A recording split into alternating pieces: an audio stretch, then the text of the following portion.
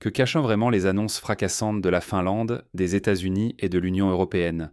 Sous les formules fermes, une réalité plus nuancée apparaît. La prudence s'impose.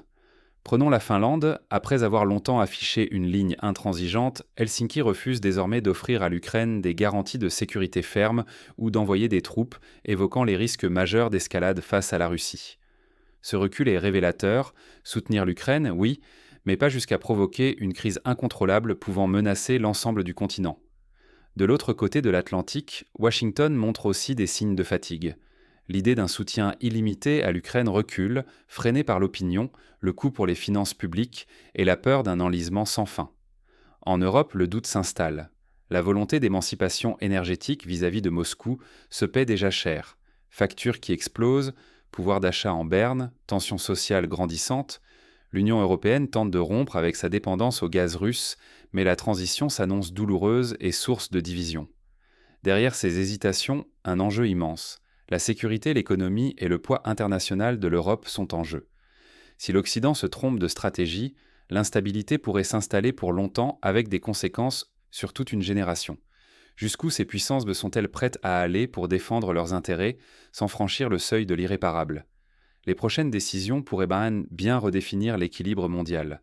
Les alliances de l'Occident vacillent-elles sous la pression du conflit ukrainien? Depuis quelques mois, la solidité des certitudes en matière de sécurité, d'énergie et de diplomatie se craquelle. Ce qui paraissait inébranlable hier devient aujourd'hui sujet à caution. Symbole de retenue, la Finlande vient de franchir un cap. Elle affirme désormais qu'aucune garantie de sécurité, ni engagement militaire direct, ne sera accordée à l'Ukraine. Helsinki préfère limiter son soutien à l'aide matérielle et à l'appui diplomatique, refusant catégoriquement d'envoyer ses soldats sur le front. Pourquoi cette prudence? Les responsables finlandais estiment que les risques d'une confrontation directe avec la Russie sont tout simplement trop élevés. Un seul faux pas pourrait plonger l'Europe dans une crise pour laquelle elle n'est pas prête. Le président Alexander Stubb a lancé un avertissement. L'Occident n'a plus qu'une unique chance pour démontrer sa capacité à agir ensemble. Selon lui, le monde se trouve à l'aube d'un basculement qui décidera des rapports de force pour les prochaines décennies. Dans ce contexte, les enjeux dépassent la sphère militaire. Les décisions prises aujourd'hui pèseront sur notre économie, notre sécurité et la place de chacun dans l'ordre mondial que la Russie et la Chine cherchent à remodeler. L'Europe peut-elle préserver son unité face à la tentation de l'escalade? Une erreur politique, et c'est tout le continent qui pourrait sombrer dans l'inconnu. Mais la Finlande n'est pas un cas isolé. Les mêmes hésitations émergent désormais aux États-Unis. À Washington, la promesse d'un soutien sans limite à l'Ukraine vacille. Les signaux venus des capitales occidentales révèlent une lassitude qui s'installe face à une guerre qui s'éternise. Désormais, le discours officiel américain ne cache plus la réalité. L'aide massive ne pourra pas durer éternellement. Les ressources comme la patience politique sont comptées. Dans ce climat incertain, la campagne de Donald Trump prend une tournure décisive. L'ancien président martèle qu'il faut en finir avec les chèques ouverts à Kiev et que seule la diplomatie permettra de sortir de l'impasse. Ce message séduit une part croissante de la classe politique américaine, rendant plausible une Amérique moins engagée, misant sur une solution négociée. Moscou observe et s'adapte. Pour le Kremlin, chaque signe de fléchissement occidental est une aubaine stratégique. Alors que Washington hésite, la Russie avance, non seulement militairement, mais surtout dans la partie de bras de fer géopolitique qui se joue à huis clos. Toute division ou fatigue en Occident nourrit la confiance de Moscou, renforçant sa position avant d'éventuelles négociations. La lassitude gagne aussi l'opinion publique. En France, en Allemagne, aux États-Unis, de plus en plus de citoyens doutent de l'utilité d'un engagement coûteux. L'inflation, la hausse des prix de l'énergie, l'incertitude économique, autant de motifs de scepticisme qui fragilisent la solidarité initiale. Le danger est réel. Une Ukraine isolée pourrait voir la Russie imposer ses conditions. Cela bouleverserait l'équilibre européen et redéfinirait la place de chaque pays face aux ambitions de Moscou et Pékin. Mais l'Europe peut-elle vraiment se permettre de baisser la garde? Le chapitre suivant explore les défis stratégiques et énergétiques qui attendent le continent. La rupture avec le gaz russe, une renaissance ou un saut dans l'inconnu pour l'Europe? Cette décision inédite, prise dans l'urgence, traduit une volonté de rompre avec la dépendance énergétique à Moscou, mais ouvre une ère d'incertitude redoutable. Désormais, l'Union européenne met fin à l'achat de gaz et de pétrole russe, à de très rares exceptions près. Mais l'unité était fragile. La Hongrie et la Slovaquie dénoncent Darmanin publiquement ce choix, affirmant qu'il risque de précipiter leur économie dans la tourmente et de menacer leur sécurité. La Russie, loin d'être isolée, trouve dans sa proximité avec la Chine un nouveau levier d'influence. Ensemble, ces deux géants profitent du retrait européen pour remodeler en silence l'équilibre mondial, reléguant peu à peu l'Europe au rang d'observateur impuissant. Pour le vieux continent, le danger est double: perte d'influence et vulnérabilité économique. Sans accès à une énergie bon marché, l'Europe doit affronter une flambée des prix, des emplois menacés et une pression inédite sur le pouvoir d'achat. Le quotidien de millions d'Européens s'en trouve déjà bouleversé, des usines jusqu'aux foyers.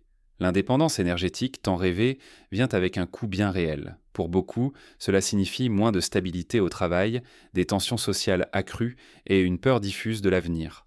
Les choix faits aujourd'hui pèseront lourdement sur la vie des citoyens pour de nombreuses années. Dans ce contexte mouvant, les dirigeants européens affrontent une question vitale: comment protéger leur population sans compromettre la cohésion du continent? Alors que la Russie et la Chine avancent, l'Europe s'interroge sur sa capacité à résister à l'isolement. Comprendre les enjeux de cette transition est devenu urgent. Quels leviers restent aux gouvernements et aux citoyens pour éviter une crise durable et préserver leur souveraineté? Les récents avertissements de la Finlande et des États-Unis rappellent que la sécurité européenne n'est plus acquise. Dans ce nouvel échiquier, chaque décision peut faire basculer l'équilibre fragile qui s'est installé. Face à la nouvelle donne mondiale, quel choix s'offre vraiment aux Européens? Développer une compréhension critique des enjeux énergétiques et géopolitiques devient indispensable. Cela ne relève pas seulement des gouvernements. Chaque citoyen, chaque entreprise doit saisir l'interdépendance entre sécurité, économie et approvisionnement énergétique.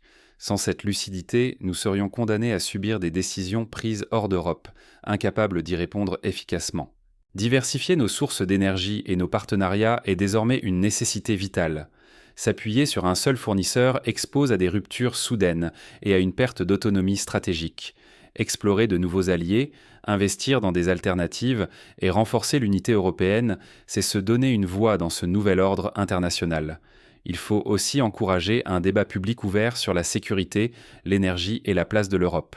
Sortir des discours convenus, questionner nos choix collectifs, débattre des priorités, cela renforce notre capacité à anticiper les crises. Méfiez-vous des discours simplistes ou extrêmes. Ils occultent la complexité réelle et peuvent conduire à l'impuissance. Accepter le réel dans toute sa difficulté, c'est déjà commencer à reprendre la main sur notre avenir. Refuser ces défis, c'est courir le risque d'un déclassement économique et politique. Mais une attitude proactive nous permet de défendre notre sécurité, notre niveau de vie et la place de l'Europe sur la scène mondiale. Mais alors, comment les récentes déclarations de la Finlande, des États-Unis et de l'Union européenne traduisent-elles ce basculement? Décryptons ensemble leur nouvelle stratégie face à la Russie. Le monde accélère, sans attendre personne. Votre place dans ce nouvel ordre se décide maintenant. Les médias affichent sanctions et grandes déclarations, mais la réalité avance ailleurs. Les choix récents de la Finlande, des États-Unis et de l'Union européenne ne relèvent plus seulement de la diplomatie. Ils signalent que les règles du jeu sont en train de changer, profondément. La Russie et la Chine imposent leur rythme. L'Europe, elle, tente de retrouver une autonomie énergétique, mais ce mouvement menace sa cohésion, sa sécurité, parfois même son confort quotidien. Chaque facture d'électricité ou débat sur la défense reflète, en coulisses, la place de votre pays dans la nouvelle donne mondiale. Fermer les yeux, c'est laisser d'autres choisir à votre place. Le risque? Voir l'avenir économique et politique de l'Europe ballotté au gré des décisions prises à Moscou, Pékin ou Washington. Face à ces bouleversements, chaque citoyen européen doit choisir, subir ou agir. S'informer, débattre, s'engager, peser dans la discussion publique, voilà ce qui peut encore faire la différence. L'histoire s'écrira de toute façon, mais sur nos silences ou sur nos prises de position. Le monde change à une vitesse inédite. Ce n'est plus une question de savoir si cela nous atteindra, mais comment et à quel coût. À vous de décider où vous voudrez être dans ce nouvel équilibre global.